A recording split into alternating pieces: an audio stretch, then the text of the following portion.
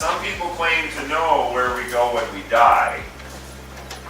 There's lots of ideas about it, but no one who is alive can say for sure.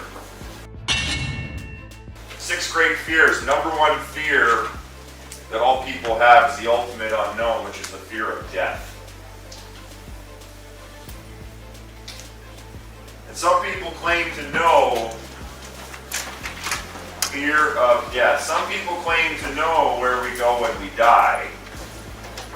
There's lots of ideas about it, but no one who is alive can say for sure.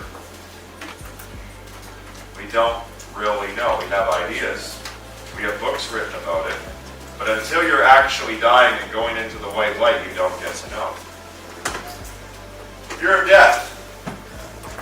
Fear of poverty. All right, we had a gentleman up here on stage yesterday, just ravished by the poverty mentality. His family was on the poverty mentality. Poverty, poverty, poverty. How many of us have come from families or groups of people that are thick in the poverty mentality? Okay, my own father, poverty mentality. My dad always says, when you go to the store, don't buy what you want, buy what the store is selling you. Which means, buy whatever's on sale. Now, I do have that immigrant hustle. You know, I went furniture shopping at Dufresne, one of the furniture stores here. And I went right to the discount section and I started buying stuff. Like the clearance, I'm all about that. But still, I'll buy items that I need. Here's a funny little saying. A man will pay twice as much for something he needs. A woman will pay half for something she doesn't need. Interesting. So, with that, fear of poverty, guys. Fear of poverty. That's the fear of not having money. Now, the cycle of this, fear of poverty, this actually makes you poor. The fear of being poor is what makes you poor. I had a gentleman up here yesterday ask me, how do I beat fear of poverty? I said, you got to spend money, you got to give. What do they tell you to do at churches every Sunday? Tithe, give. And when you give and tithe, what does that force your hand to do? Force your hand to open. And when your hand opens, what comes into your hand? What goes out of your hand? It's the flow. Huh?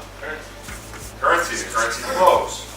Another way of looking at it, with myself, what beat my poverty mentality was throwing down bigger and bigger on my courses and training than I could ever afford. I spent more money than I could ever make on courses, and it opened my hand and opened my eyes, because what happens, guys, when you make 10 grand a year and you're 10 grand of debt in the hole, do you have to change what you're doing to be able to get out of that? Yes or yes? Yes. If you make 100 grand a year and you're 100 grand in the hole, do you have to change the game? Okay? If you make $1 million a year and you're $1 million in the hole, you got to become a $10 million player now? Yes. You have to. Right? That's burning the boats.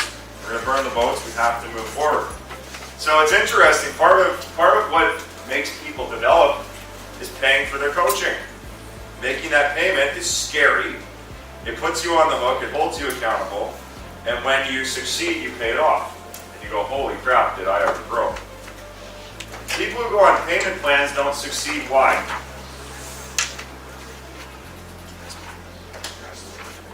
The stress isn't there. They're not committed. Because you know what their brain starts doing instead of finding ways to succeed? It finds ways to quit. They go, I can save X number of dollars by quitting right now. When they're in the pit of despair, they go, I think I'll just quit right now because I can save X number of dollars in payments. Do you see how the poverty mind fucks you up? Right? It'll fuck you up because you put half your money in, get none of the results, and quit. That's like buying a gym membership and then like, I'm going to save money by not driving to the gym because it costs me gas.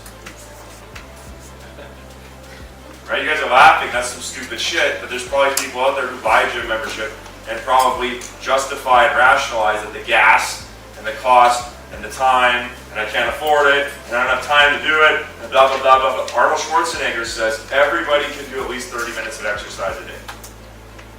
How many of us believe that? 30 minutes, everybody can do that? Yes. Now, will everybody do that? No. Right? I'm guilty of that myself. Not a big guy into exercise. Used to be, but not so much anymore. Fear of death, fear of poverty, fear of ill health, fear of old age, fear of loss of love,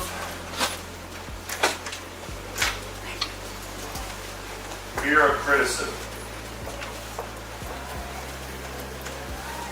Well, you want to see how this works? You got 1, 2, 3, 4, 5, 6. These are your fears.